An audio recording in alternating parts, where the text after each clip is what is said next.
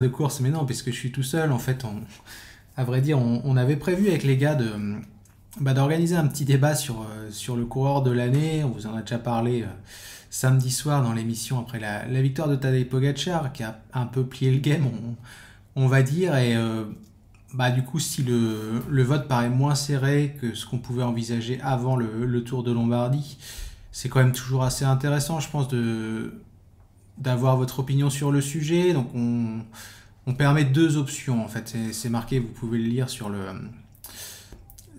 la copie d'écran, enfin le partage de mon écran, ce qui va permettre peut-être de dégager une hiérarchie derrière Tadej Pogacar, si tant est que vous votiez pour Tadej Pogacar, bien sûr.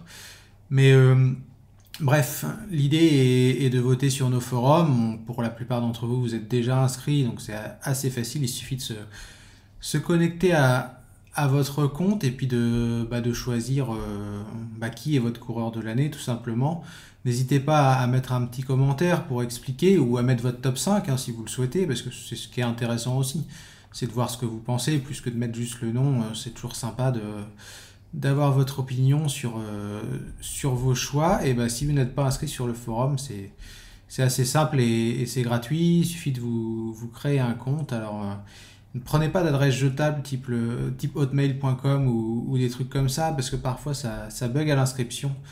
Donc c'est juste au cas où, si vous voulez, vous pouvez vous inscrire rapidement, hein, ça prend 2 minutes, comme je disais, c'est gratuit et ça n'engage à rien, puisqu'on ne fait absolument rien de vos données, on ne sait même pas comment les récupérer, à vrai dire. Donc, bref, voilà, n'hésitez pas à venir voter, pour vous dire aussi que on va décliner le truc sur les coureurs français ou le coureur français de l'année. Je crois qu'on a prévu aussi de faire un top 5 des courses de l'année. Il y a aussi un vote pour les révélations, donc là qui risque d'être assez intéressant, notamment suivant la manière dont vous suivez la saison. Peut-être que pour certains ça pourrait être le vainqueur du Tour de l'Avenir, pour d'autres un vainqueur d'étape un peu surprise sur un grand tour. C'est ça qui est pas mal je trouve pour ce vote, c'est que ça dépend vraiment du degré de suivi de la saison tout simplement. Puis on va faire aussi des notes pour chaque équipe World Tour et Pro Conti, donc on ouvrira un topic pour permettre le débat. Cette année, petite nouveauté, on va aussi traiter les équipes françaises de division continentale, parce qu'on trouvait que ça manquait l'an dernier et les années précédentes.